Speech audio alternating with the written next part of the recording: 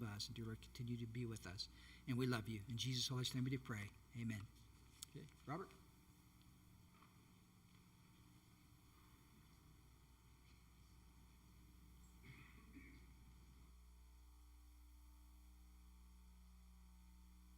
Okay. So we will hopefully get through Hebrews chapter 11 tonight. I think we are on Moses now. So we are in Hebrews chapter 11, verse 23. So we moved on from Abraham and the patriarchs, going to Jacob and then Joseph, and now we are on Moses, going through sequentially, Genesis, now Exodus. So by faith, Moses, when he was born, was hidden for 3 months by his parents because they saw he was a beautiful child, and they were not afraid of the king's edict. By faith, Moses, when he had grown up, refused to be called the son of Pharaoh's daughter, choosing rather to be mistreated with the people of God than to enjoy the passing pleasures of sin, regarding the reproach of Christ greater riches than the treasures of Egypt, for he was looking to the reward.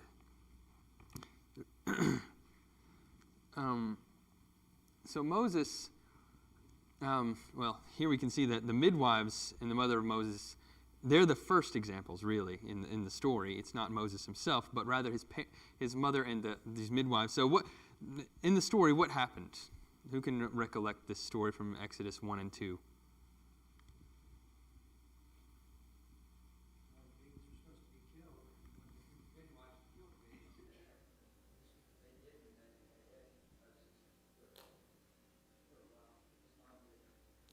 Yes, so first, Pharaoh had made this edict that all the children, all the babies, the male Hebrew children, were to be killed because they were getting super strong. Pharaoh was not very smart. He said, why would you kill the males? You need to kill if you want to do that, you'd kill the females if you're wanting to limit the population. But Pharaoh, maybe him and his advisors weren't very smart anyway. But regardless of Pharaoh's incompetence and his evilness, these midwives who were supposed to be killing these children as they came out of the womb, they decided not to do it. They decided to reject the king's decree, and instead they said, before we can get to these women, they've already given birth. They're just so fast at labor. This really kind of funny lie. Yeah, this really funny lie that they make up to protect those children. And then Moses' mother had faith in that she put the child in an ark or a basket into the Nile, and it floated down, and she believed that the child would be safe. And he was. She ended up getting him back and ended up being paid to nurse her own child. Pretty neat story. But all these were examples of people who had faith in that they rejected the king's decree, and they did. And in the case of Moses' mother, she did something that was scary for her, but what she believed to be best for her child, because she trusted that God was going to take care of her child. But more, one of the things I find most interesting is verses 24 and 25. Well, especially 25. He says that Moses, he decided to identify with the people of God rather than the Egyptian people.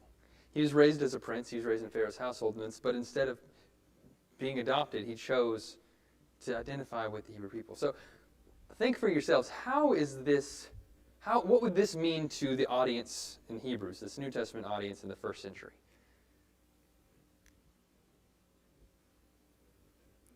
Think about what they're going through.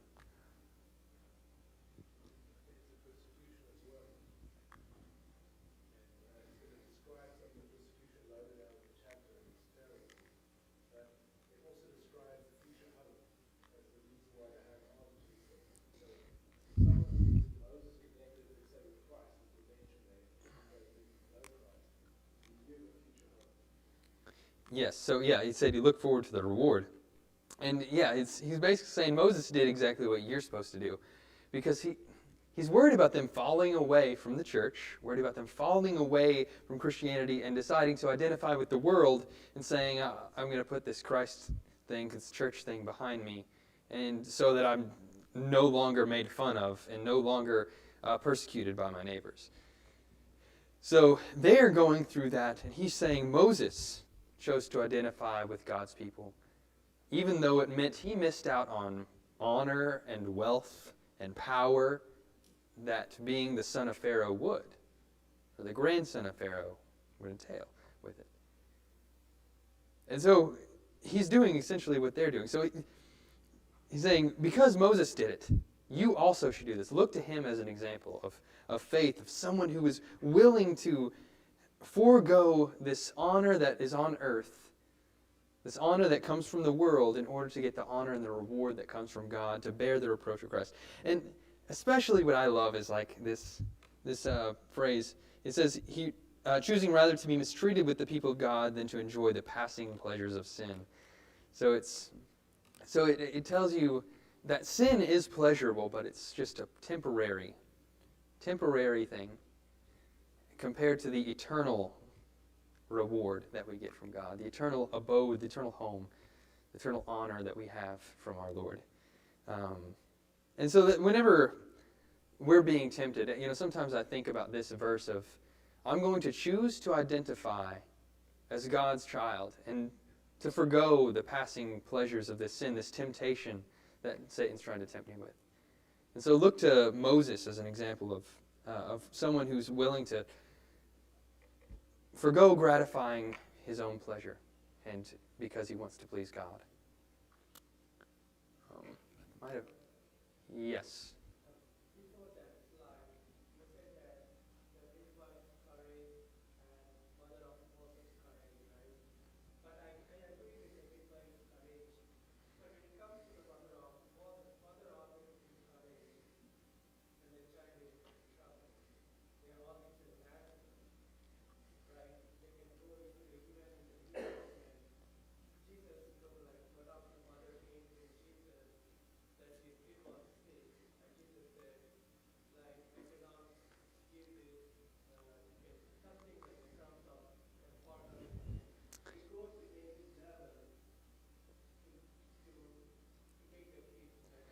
Yeah.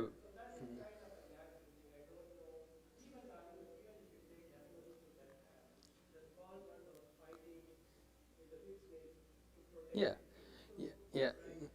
The thing is, for Moses' mother, though, is she did something very counterintuitive. She entrusted to God everything, because she isn't that she hoarded her baby and stowed it away in a basket in her house and took care of him that way. Yeah, a mother wants to have the child near to protect her. Instead, she sent it off down a river. Like, there's a lot of things that can happen. Just the baby tips it over. I mean, it could get eaten by a crocodile in the Nile. You could think of all sorts of things that could happen there. But she trusted that God would take care of it. And I think that's the key. It isn't saying that she forwent her motherly instinct. There's actually other Jewish stories about that. But I think it's more that she trusted God with her child, that he would be taken care of.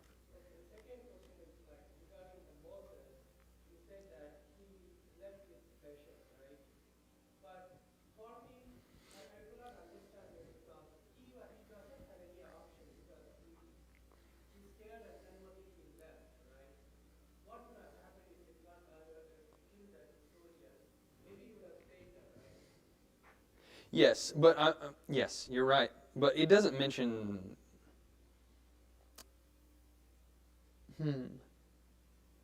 Yeah. So, are you talking about verse 27? By faith he left Egypt. That one.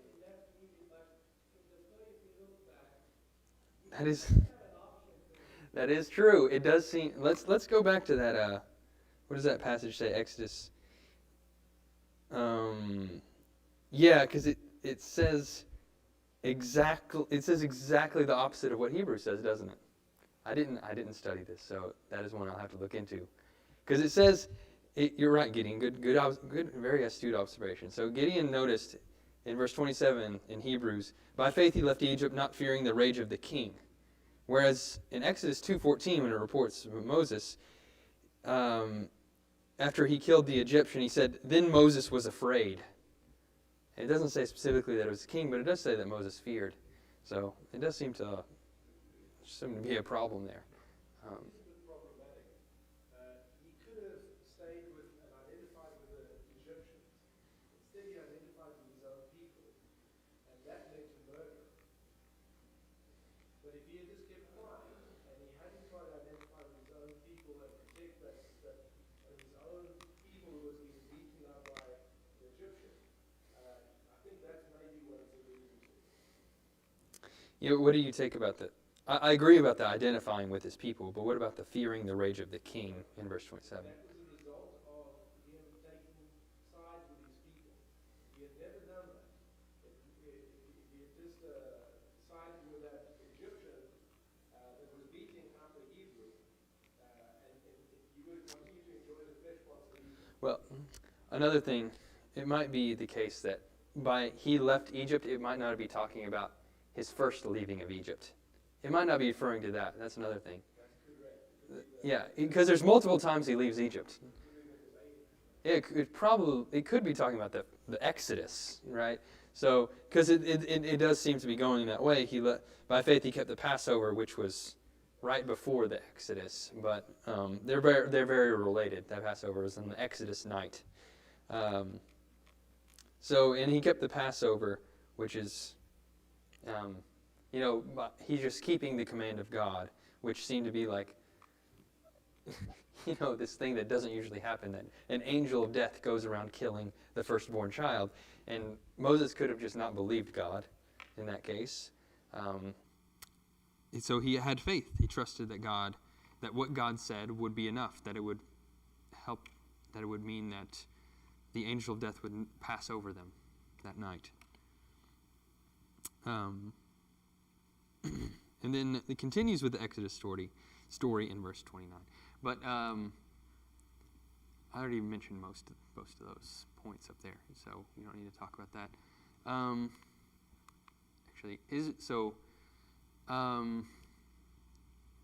So can someone read verses 29 through 31?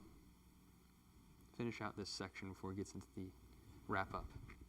By faith the people crossed the Red Sea as on dry land, but the Egyptians, when they attempted to do the same, were drowned. By faith the walls of Jericho fell down after they had been encircled for 7 days. By faith Rahab the prostitute did not perish with those who were disobedient, because she had given a friendly welcome to the spies. Yes, thank you. Okay, and then that's the end before he goes on to sort of sputter off all these various other incidents that are very vague allusions in most cases. So they passed through the Red Sea by faith, but the Egyptians, those who did not have faith, they did not have that same passage through the Red Sea. And I mean, imagine going through the Red Sea. You have, it's like this, you have water on each side of you towering above your head. And at any time it could come crashing down if God's so pleased. And I think that's, we can think about the world in that way. We have all the, have you ever thought about when you're driving, you're like, if I just swerve a little bit, I could kill like multiple people. Like it's just terrifying to think about when you're driving that just the slightest little twitch in your arm could result in a terrible life-ending accident. And so you think about how fragile the world can be if God is not involved, about how amazing the human brain and how amazing he made the human brain to be. And also how amazing he made creation to be so that he uplifts it, like he sustains all things. He holds all things together in himself. But it takes faith to believe that. A lot of people believe that there's just that it's just the way things are, so to speak. It's a process of random chance and evolution rather than an intelligent designer out there who not just only made all these things with intelligent design, but also is sustaining it currently. But going through, then we get this example of Jericho And I mean, how many of you have marched around something and it didn't fall down? I mean, yeah, so it's like pretty crazy to think. So it took faith to believe God that, these walls will fall down this gigantic city, this giant city of the Canaanites with these large walls. And it did after 7 days of marching around it. And if you want to read that story, you go to Joshua chapter 6. Next, we have Rahab. Now, Rahab, where did she live? Yeah, she lived in the wall of Jericho, right? And she received the spies that came there. And she was numbered with she decided to identify with God's people. And this is an example, again, of someone who had decided to forsake the people of the world, the people that actually she was like her family, her friends, all of her society. She decided to forsake them and identify with the people of God. And so again, we have another example for us and for the Hebrews of people who will not enjoy the world's pleasures and enjoy their current status in society, which hers, I guess, wasn't the highest, you could say. But she decided to identify with God's people. And she was rewarded for her faith and deciding to do that.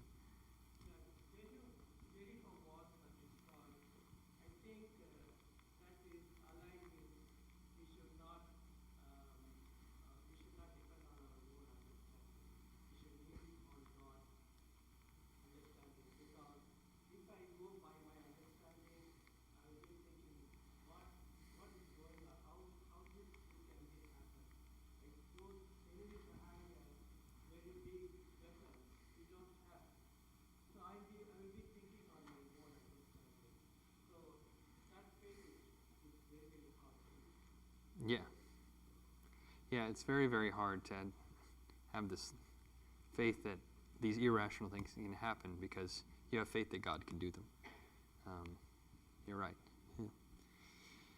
Okay, so going on with things. Now we can get to the section where I assigned you homework like 3 weeks ago. So who did it? Who did the homework? Who looked up a lot of these allusions? So Neville. Anyone else? Becky? No, Becky, come on. Okay. Well.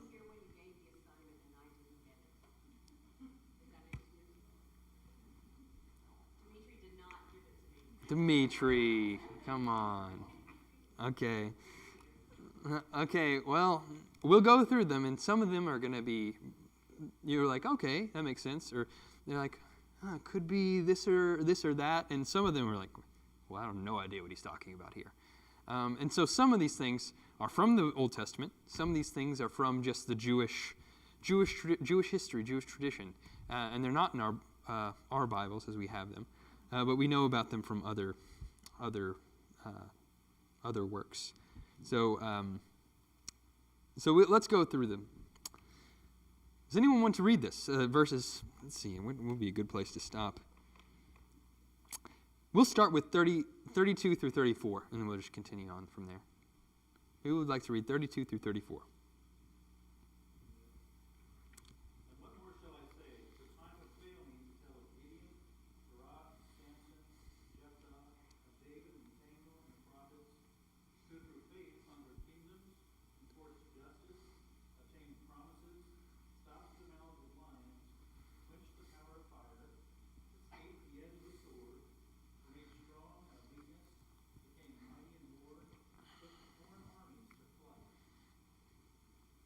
Thank you.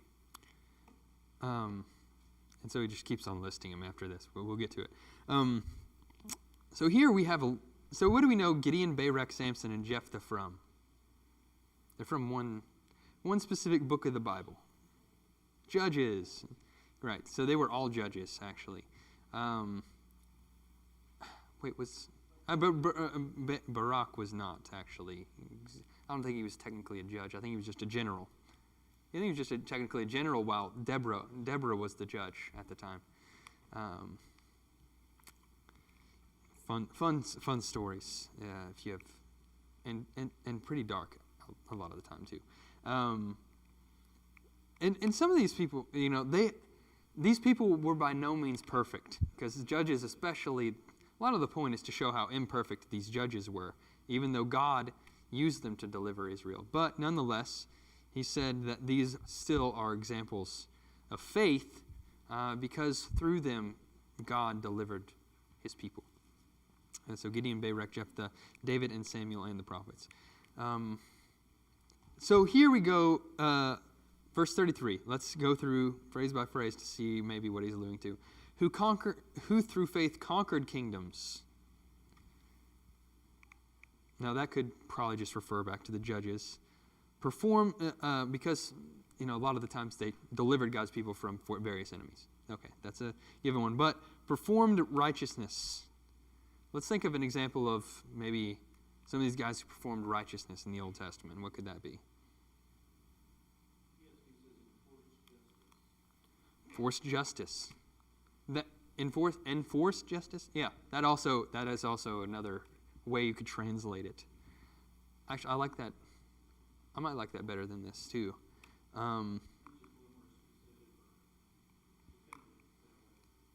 Yeah, I mean, perform justice is like the task of a leader in anywhere. Any leader of any part of the world is to act. Yeah, the judges and David especially was known for that, and Samuel. They were supposed to, and I think David specifically. Yeah. David specifically, I think, it says in 2 Samuel 8:15 that he executed justice, right? So that is, or he executed righteousness like that. It's not that it's like he made just judgments as a ruler. So what about obtained promises? Okay, that's a vague one because it could allude to many, many different people. So, I mean, we could say David, he obtained promises. And various other prophets obtained promises. So what about shut the mouths of lions? That one's more specific. Daniel, right. So Daniel in the lion's den. Okay, what about quench the power of fire in verse 34? Shadrach, Meshach, and Abednego. Good. Okay. Yes, so they quenched the power of fire by entering the fiery furnace, and they were not burned up, so the fire had no power over them. So they escaped the edge of the sword. What might that refer to? It could be David or Elijah. It could be Elisha or Jeremiah. All these people escaped the edge of the sword. So yes, all correct. Let's see. Were made strong from weakness. Yes, so that could be Samson. There's a couple. So Hannah, in 1 Samuel 2:4, in her song after that, she says that God made her strong from weakness. So it could be that. Yes, because he was sick and then he became well. So Hezekiah could be Hezekiah, because he was on his deathbed, and then Isaiah gave this prophecy to him, and then he was made well later. He was given more years of life. Okay, so verse 35, we aren't there yet. So can someone read verses 35 through 38?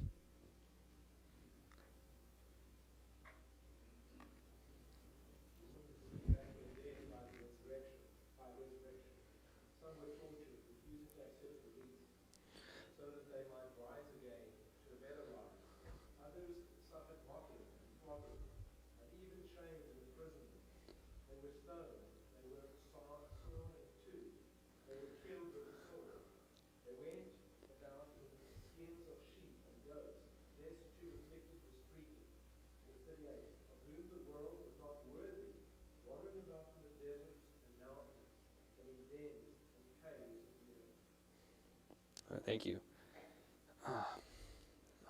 Just when you were reading this, like, man, it'd be good to just go back, just read this whole chapter out, because it's a very dramatic, powerful chapter.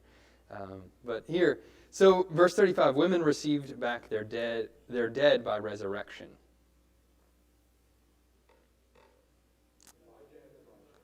Elijah and Elisha. So the widow of Zarephath, right, in 1 Kings 17, she received back her.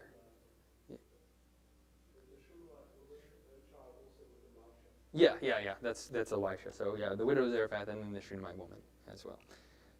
So that, well, I don't remember if you have a reference, we give that, but.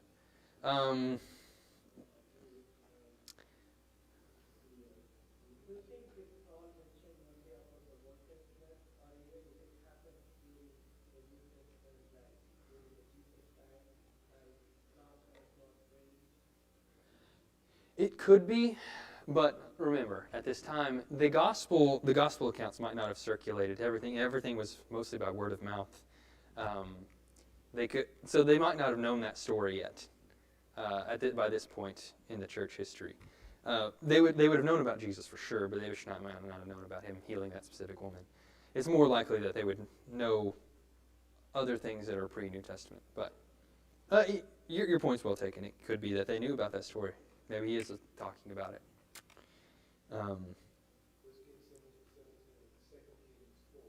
Second Kings. Yes. Yeah. 2 Kings 4. That's Elijah. The Elisha one. Yeah, the Elisha one. Okay. So then it says they tortured, but attaining resurrection.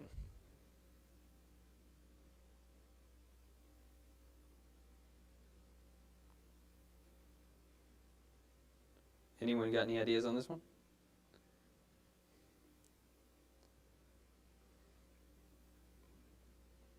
Nope. Okay. Well, that one's a hard one. It's probably not talking about the Old Testament. It's probably talking about Second Maccabees story. So you're like, what Maccabees? Maybe who's heard of the books of Maccabees before? A couple. So there's these books. If you have you go to a Catholic church and open one of their Bibles, they'll have this thing. So like in the middle of the book, they'll have these, in between the Testaments, they'll have these books called the Apocrypha. And so it's a part of those books that are not really a part of, that most people would say are not a part of the New Testament canon, not inspired books, but are there. They call them deuterocanonical, the Deuterocanon. Which means it's a second body of works.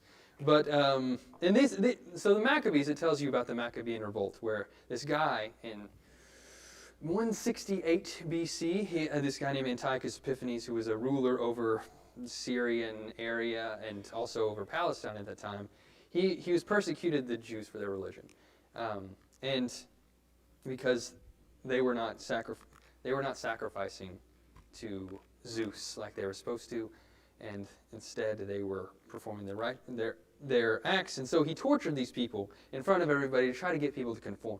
It didn't go so well. And so there's this amazing story in 2 Maccabees chapter 7, most likely, and definitely not true in all its details, that 7 brothers and their mother were likely killed, but they probably were people tortured. And so these 7 brothers all endured this torture, and the mother was egging them on, telling them, do not forsake the law of the Lord. Die for your beliefs that whole time. And it's like a really powerful chapter. And so that's probably what it's talking about here. And I will actually turn there and read it for you. I didn't include it on a slide. Well, 4th Maccabees basically is just a giant story about the seven brothers and their mother. So, and 4th Maccabees was actually probably written about the same time as this, so probably isn't. It's probably referring to the 2nd Maccabees one, which is what 4th Maccabees is based off of. It's confusing. Don't worry about it. So yeah, 2nd Maccabees 6:19. First, there's a guy named Eleazar. He says, "But he welcoming death with honor rather than life with pollution or defilement." Went up to the rack of his own accord, spitting out the swine flesh, as all ought to go, who have courage, who refuse things that is not right to taste, even for the natural love of life. And then in verse 28, or actually it should be, I feel like in chapter 7, in verse 28, it should talk about this. Yes, so here the mother's talking to her last child who's still alive. I beg you, my child, to look at the heaven and the earth and see everything that is in them, and recognize that God did not make them out of things that existed. And in the same way, the human race came into being. Do not fear this butcher, but prove worthy of your brothers, accept death, so that in God's mercy I may receive you back again along with your brothers. So that's allusion to her belief in the resurrection at this time. So here, that's why in Hebrews, if he's alluding to this book, he's saying they were tortured. They were tortured, not accepting their release, so that they might obtain the better resurrection. So that's. Does it seem clear? I think it's a pretty strong case for alluding to that. Yes, Gideon.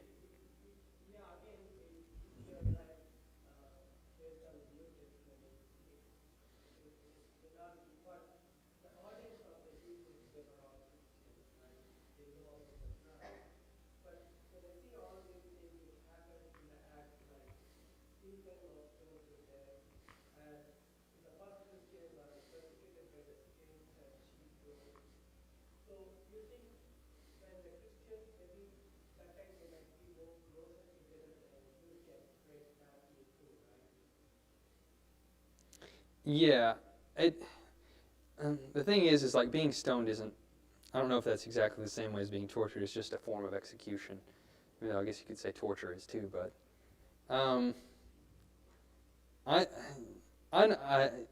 it could be that. But the thing is like the mystery of who the Hebrews was written to, like what church, what region were they in? Would they have heard the story from Luke, Acts? We don't know. I think there's a stronger case that they would have known Maccabees rather than, say, the story of Acts, the stories in Acts at this point in time. Especially if they're like Jews who speak Greek and they know these books that are in their tradition and things like that. So it makes sense that they would know them. Because remember, like there's like other books alluded to in the New Testament, like Jude, verse 14, refers to Enoch, this other Jewish book that we don't have in our Bibles, but they knew, that almost everyone probably knew about.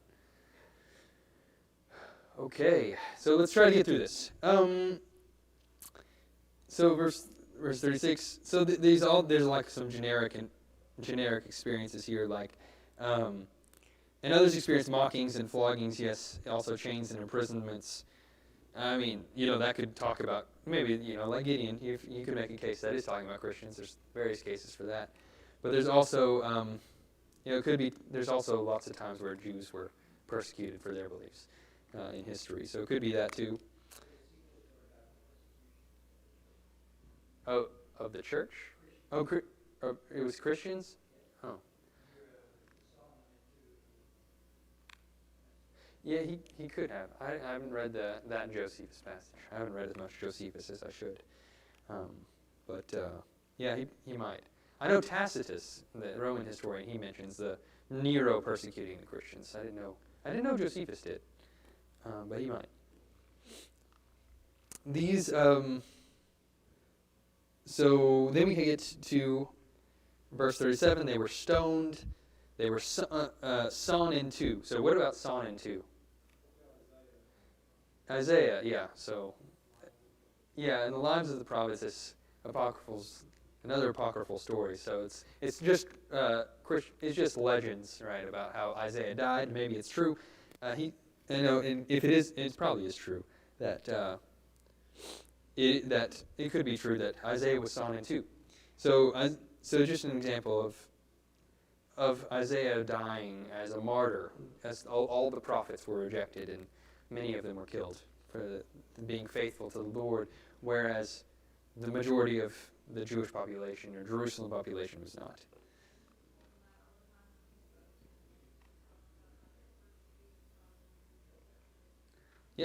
Yeah, it's definitely true.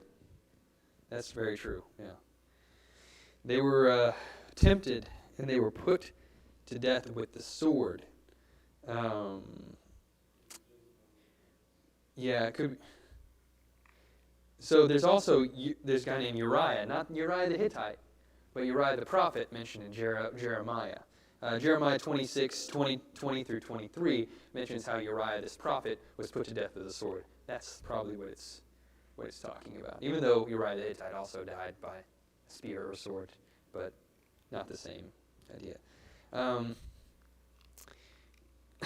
Okay, what about they went about in sheepskins and goatskins? Yeah, the prophets, especially Elijah and Elisha, were known for their shoddy dress. Or John the Baptist, known for his camel skin. So it's like about being, they're going about like poor hermits. And they were mistreated. Okay. And then I will finish this out, and we'll finally get through this chapter. Of whom the world was not worthy, wandering in desolate places and mountains and caves and holes in the ground. And all these, having gained approval through their faith, did not receive what was promised, because God had provided something better for us, so that apart from us, they would not be made perfect. So he's saying that these people, they didn't receive what is promised, but we are receiving it. God has provided something better for us. So if they, under the old covenant, had that much faith, how much the more should we have faith in God? Because we have received something even better. The author of Hebrews has made this argument over and over throughout his story about how we have it better. So we are all the more should have faith and trust in God. And so that is why we should stay faithful to Him and endure affliction and persecution.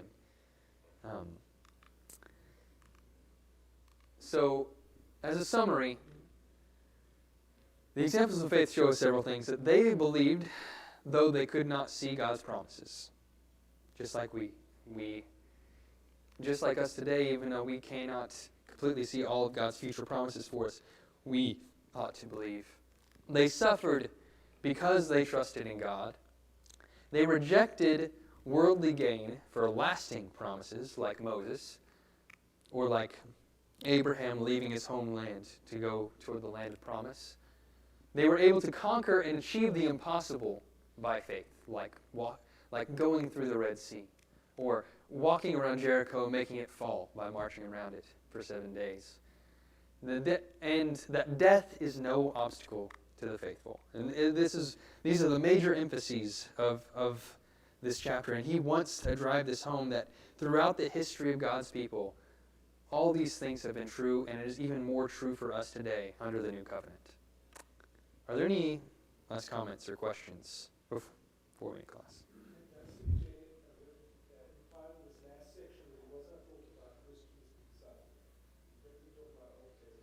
Yes. Yeah, so that's another thing I didn't point to. Like Neville said, he seems to be pointing to the Old Testament, the Old Covenant, those people suffering, whereas here he's talking about us receiving a better promise.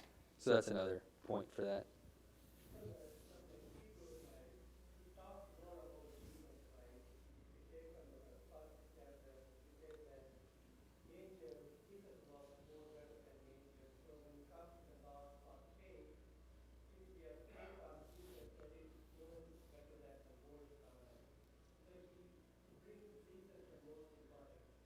Yes. Yes. And believe me, he's not completely done with this. He's getting into the absolute climax is in verses 1 and 2 of the next chapter. And we might spend a week just on those two verses. I'm going to allow it because I love those two verses so much. I know I'm a hypocrite. But, so please study those two verses in preparation. That's easy enough. Just study them. Read them every day. Memorize them even. It's not very long. So are there any other comments?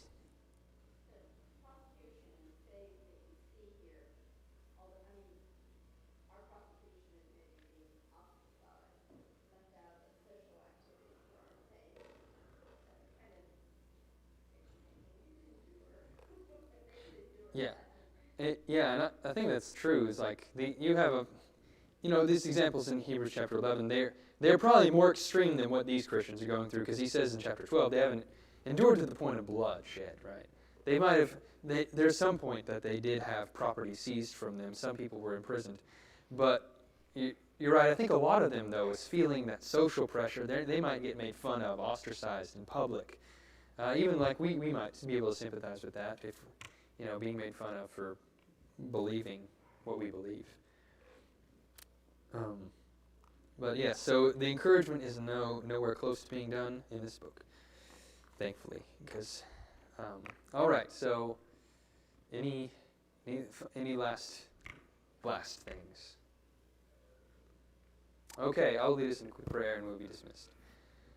Dear Lord, we are so grateful for these examples of faith that we can look up to as models for how we should live our faith. But we ultimately look to Christ, the ultimate example of faith, who endured the shame of the cross for us, and so that we might attain a future promise of joy and peace and happiness with you forever. All these things we pray in His name. Amen.